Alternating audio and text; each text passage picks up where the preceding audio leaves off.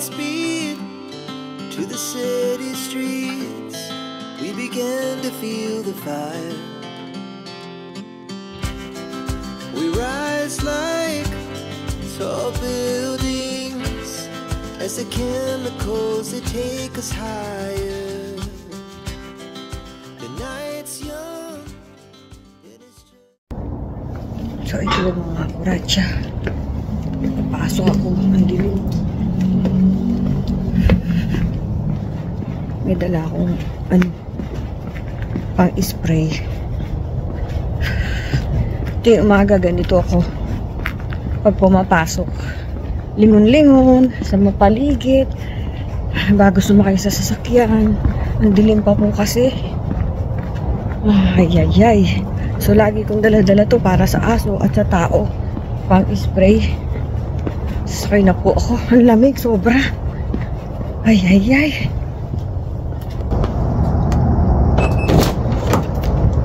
So ganito po ang buhay Amerika.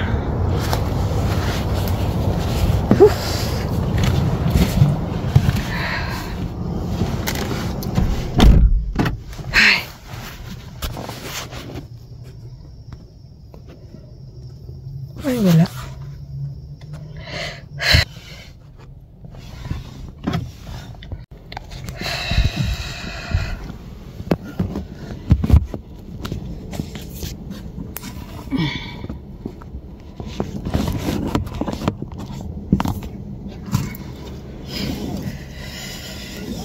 Lagi po akong tugudog tuwing papasok. Ang dilim po kasi.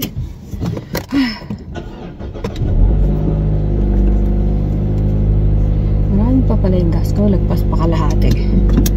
Basta po tayo mga kuratsa. Samahan nyo ako. As usual.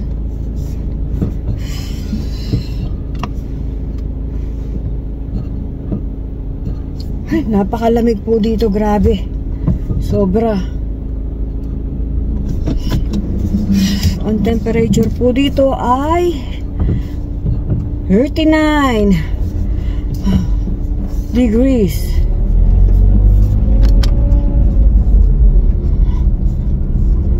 Oh my goodness. Thank you po, Jesus. Mommy.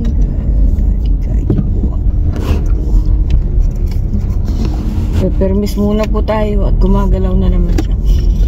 Hello po mga kuratsa. Kamusta po kayo? Beautiful people. So, eto po, it's Tuesday. Papasok po tayo sa work. Kakainip po kasi pag sa bahay ka lang. Sa kailangan ko rin tulungan si Don P para sa mga aming mga bayarin. So, kahit hindi ka not so young, you need to work here. Kasi po sa Pilipinas, di ba, pagka age mo medyo wala na sa kalendaryo. Wala na sa bingo. Sa bingo pa naman. Stop na yan sa work. Kaso po, para po tayong mga bike or gamit na pag hindi ginagamit, kinakalawang. So, kailangan natin gumalaw-galaw. Kamusta po kayo? Approaching naman ang February ngayon. Yung boses ko, no, sobra pong lamig. Promise. Buti na lang hindi siya pagi.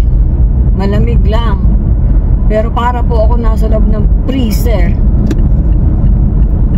Bihira po akong gumamit ng heater kasi po ay nahihilo ako. So, eto po. May phobia ako dito sa kalsada na to. Dito ako hinabol ng pulis na hindi ko alam. Beating the red light daw. Hindi naman ako nag-beat ng red light. Orange. Salamat po sa mga sumasama sa akin sa aking premiere live. Appreciate ko kayong lahat. Nanginginig ako sa lamig. Bukas na ako ng heater. Marian and Jen, JJ, si Mare Irene,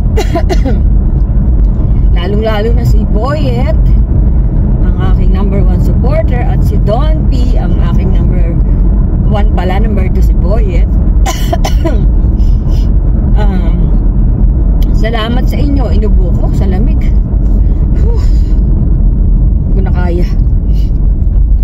water ko. Ay, Diyos ko po, lalong gininaw. So, 2 araw lang po ang pasok ko ngayon. Dito po, pag hindi ka kailangan, hindi ka papapasukin.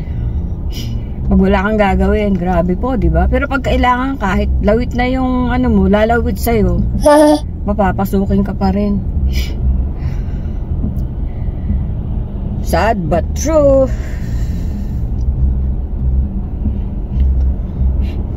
Nai-stress nga po kasi itong linggo na to hindi ako binigyan ng schedule.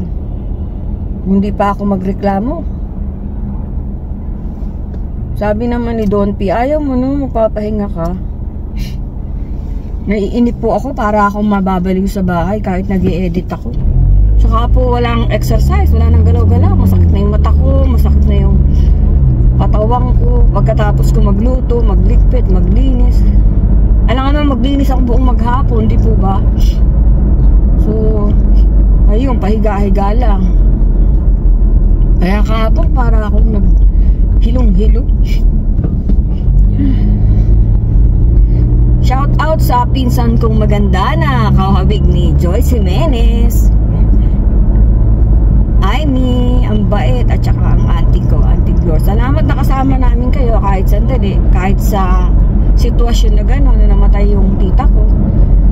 Pero ang tinitingnan ko na lang doon, mas mabuti na yun kaysa mahirapan siya, di po ba? Anyway, she live a good life.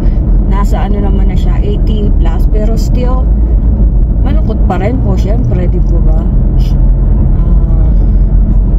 Sabi niya, hindi na raw niya kaya, sabi doon sa nag-aalaga. So, ayun po, rest in peace, tita. Guide niyo po kaming lahat. Guide niyo po ang mga subscribers ko, ang pamilya ko, ako po. At pakamusta na lang sa mami at daddy at sa lahat po ng mga nandiyan sa heaven na kamag-anak. Sana masaya kayo dyan. So, guide niyo lang kami. Matagal pa po tayo magkikita ha. Huwag niyo muna kami asahan dyan. So, mga kakuracha, dumadami ang aking subscribers. Nakakatuwa po talaga. Pero pag pinanonood ko yung mga million views at saka yung pong mga artista na nag-vlog, minsan pinanghihinaan ako ng loob. Parang, ay, nanliliit po ako. Pero, sabi ko na lang sa sarili ko, ganun talaga, di po ba? You cannot have everything. As long as nag-i-enjoy ka, at meron kang pinagtutuunan ng pansin, at nakasave yung memories mo, na pwede mong anytime may pwede mong panoorin. So, okay na din. Yung iba nagtataka bakit ako lagi nagbablog pag nagda-drive. Kasi po nagbablog ako palagi pag nagda-drive. Sayang po yung oras ko. Di po ba? Kinukuha din yung pagkakataon na to. Multitasking po. Tsaka minsan kaya ako nag-vlog katulad kanina, gusto ko i-share sa inyo yung buhay. Kasi po ang title nito, di ba? Buhay Amerika, Kuracha at iba pa. Gusto ko po i-share sa inyo na hindi po laging travel, pasyal, kain sa labas, shopping ng magagandang damit at shopping ng magagandang bag. Dito po, nag-work po kami. Ayun po, nagmamaneho pag pumasok, mahaba ang ginadrive, natatakot pag madilim, mga ganun po. Kasi sa amin, karamihan po dito ay hindi gated yung community. Ang mga naka-gate lang dito yung sobrang yaman na po. Kahit yung mga ate ko na may gate sila na sarili, pero yung sabihin yung may gate na hindi makakapasok sa subdivision. Mabuti pa nga dyan sa Pilipinas, yung bahay namin dyan may security guard eh. Oh, bongga. Pero dito po, since yung aming tinutuluyan ay apartment condo yung binili namin ni Don P, so paglabas mo, open na siya. Kaya natatakot po ako palagi pag madilim. Minsan dala-dala ko yung payong ko kahit di umuulan. At saka yung spray ko, bigla na lang po kasing may lumalabas na aso. So ayun, natutumbalelong na naman ang aking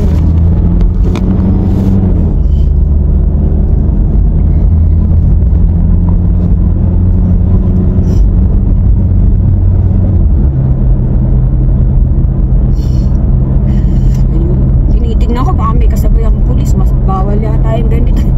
Hindi ko naman hawak-hawak, hindi po ba? Kaya lang, tumututok na yung nasa likod ko.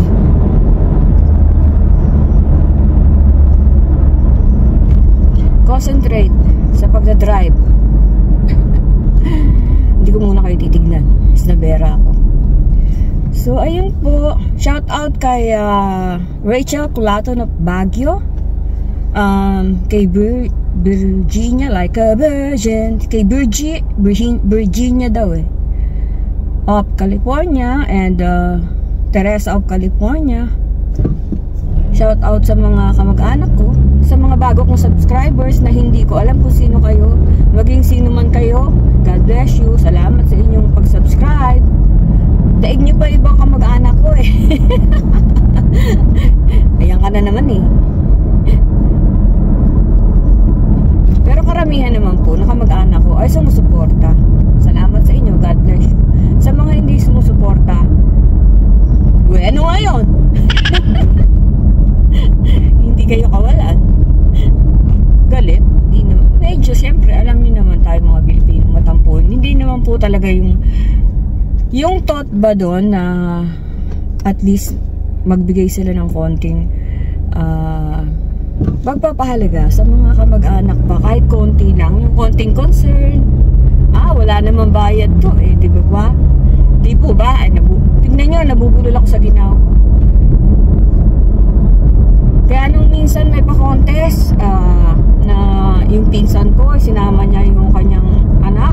Todo suporta po ako kasi alam ko yung pakiramdam ng sinusuportahan at hindi sinusuportahan. So much for that. Negative yan eh. Wala naman po ang karapatan magalit or tampo lang po yun. Kasi buhay nila yan eh. It's their right to subscribe or not to subscribe. Kaya lang minsan mapapaisip ka, lalo na pag napag-uusapan namin ng aking kapwa vlogger na sabi niya yung mga pinsan ko, yung pa yung hindi sumusuporta. Hayaan mo na ako. Baka busy. Busy naman talaga lahat ng tao, karamihan. Lalo di sa pag-abroad. Dami na pong nagja-jogging dito. So, salamat po sa pagsama sa akin. Nawawala yung kaba ko pagkasama ko kayo. Feeling ko talaga pagka nagbablog akong ganito, na nagdadrive ako, nadyan kayo. Ganun po yung feeling ko. Kaya, pag minsan kinakabahan ako, tingnan nyo, nawala yung kaba ko. Hindi ko nga nilak yung pintuan kanina. Usually, pag mag-isa ako, di madilim. Takbo na yan sa may lock ng pinto. Pero lagi naman po tayo nagdadasal, nagabayan tayo sa taas. Yun nga sa, save a little prayer in your pocket and say a little prayer every day. So, ayun. Nainitan na ako at nahihilo na ako. Yan ang ayoko eh. Kaya hindi ako nagbubukas ng heater, patayin na natin. So ngayon, full time ako ngayon. At bukas din. Salamat naman, nakalabas ako. Ilang araw ako nandun sa loob ng bahay. Simula nung Saturday, Sunday, Monday. 2 araw akong hindi lumalabas. So paminsan-minsan, gusto mo rin lumabas. Sabi nga ni Don P, okay naman yan kung di ka na magtatrabaho. Siyempre po, pag di na ako nagtrabaho, limited na yung aming budget, di po ba? Wala ka nang masisave, hindi mo na mabibigyan yung gusto mong bigyan, hindi mo na matutulungan yung gusto mong tulungan. Kaya po, hindi ka na makakalabas. Kaya po, kahit pwede namang mag-stop na ako sa work, nag-work pa din ako para exercise with pay. So, although stressful po sa work, kahit naman saan stressful kung didibdibin mo eh. Yun po ba totoo yung hindi ka makakatulog pag may iniisip ka? Pero minsan pinapasa Diyos ko na lang. Parang lagi ko sinasabi, di ba Casey? Lagi ko sinasabi, may good purpose yan. So nandito na po ako sa kahabaan ng kaiklian. May bago po nag-subscribe kahapon. May nadagdag na isa. Salamat sa iyo. God bless you kung sino ka man. magpakilala po kayo para po ma-shoutout ko naman ang inyong mapasalamatan ko kayo ng personal o ano pa man yan. Mabigyan ko din kayo ng attention kamukha ng ginawa ninyo na pag-subscribe sa akin. Alam nyo, pwede ko naman siyang tignan kung ayun na naman. Pwede ko po siyang i-check kung sino yung mga subscriber ko na bago. Kaya lang malaking ano yun eh, mahabang oras pa po. Parang ano, iti-trace mo siya, makikita mo doon kung sino yung mga nag-subscribe sa'yo. Pero kung nagko-comment, makikita mo rin naman. Ay, stop po. Ang bait ko, pwede akong gumawa kanina, orange eh. Ay. Hanggang ngayon po ay yung citation ticket ko ay wala pa. Baka nagmilagro naman at hindi na pinasa kasi hindi naman po talaga ako nag-bid ng red light. As in, hindi po. Orange lang. Ayan, ang dami na sasakyan.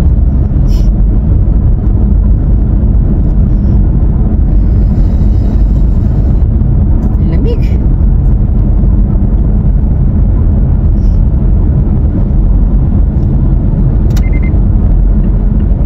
Pasingitin mo ako, baby. Sa likod na po ang mga sasakyan. Baka maalanganin kasi ako. Nakakaliwa po ako mamaya. Eh, biglang naipon yung sasakyan nung nag-stop.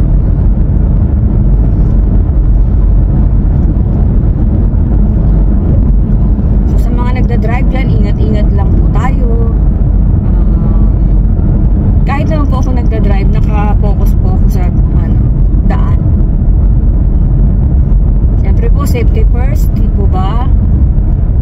Kuya, magpagaling ka, magpalakas ka. Huwag ka muna masyadong magkikilos. Alam ko naiinip ka, pero kailangan mo magpahinga. Or else, I'm gonna follow you in your puwet.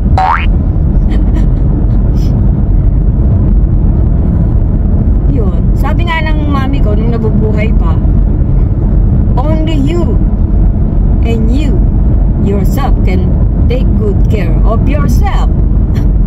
Paulit-ulit. Tama naman po, kahit anong alaga sa'yo na ibang tao, paalala, pagsabihan ka, kung hindi mo rin susundin, so wala din po. Kaya tama ang mami ko. Lagi naman tama ang mami ko. Pero tayo kasi pag pinagsasabihan, akala mo, hindi po ba? Ayaw natin na pagsasabihan karamihan sa atin.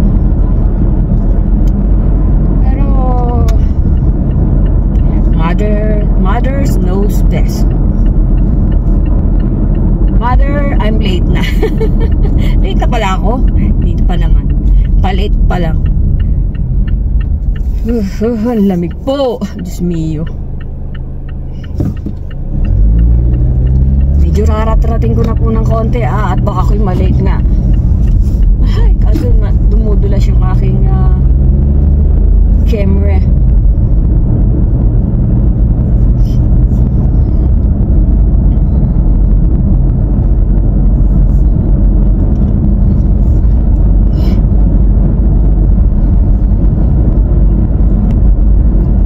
So yun lang po, salamat po sa pagsama sa akin ulit.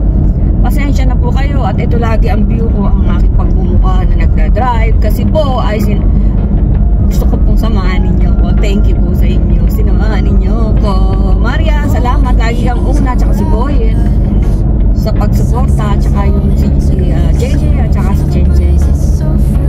Mga anak ko, mag-ingat kayo, buong pamilya ko, mag-ingat kayo, mga kapatid, lahat po, Auntie Glor, Amy, shout out, kasin kong maganda. So ayun po, babay na po at malapit-lapit na ako dito. So ayan. Alright. Paano ko ba ito babalik?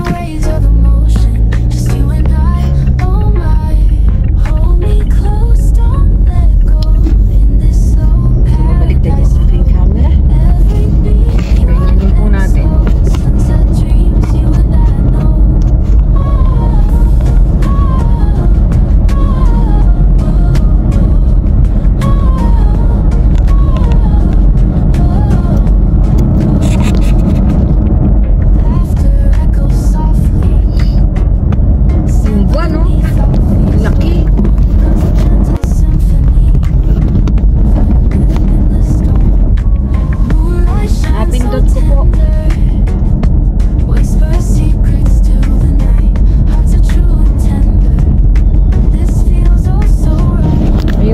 oh.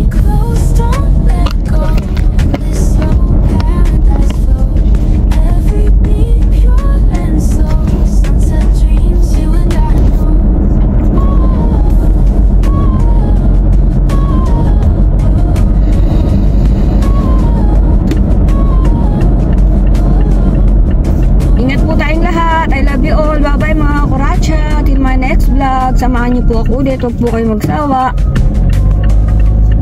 I love you all. Yeah.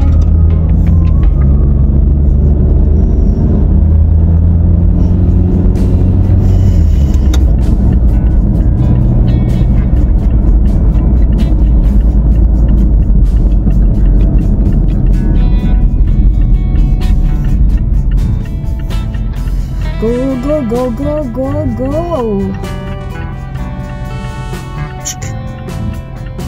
Hello. Yun.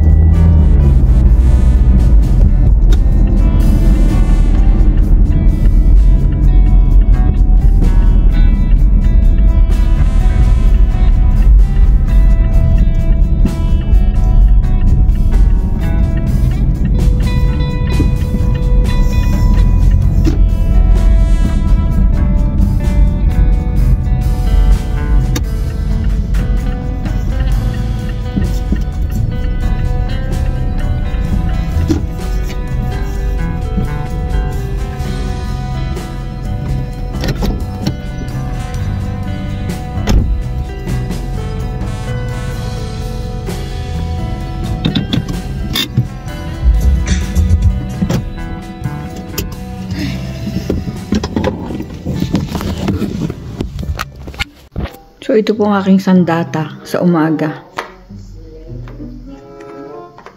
Hawak-hawak ko to pag bago ako sumakay sa kotse. Tumalab kaya yan? Iniisip ko naman po, baka mamaya hindi ko naman magamit. Baka sa sarili ko pa ma-spray sa sobrang takot. Ay, ay, ay. So, ayan po yun. Nakalagay, back off! Dog repellent. Pwede kaya sa tao to? Personal protection against dog attack. Pwede rin siguro sa tao to. Kung sa aso, pwede. So, ayan po yun. Imbis na pepper spray, yan po ang daladala. Minsan payo. Kasi po walang garahe na close. Merong garahe pero open siya. Close open. Close open. So, yan po yun.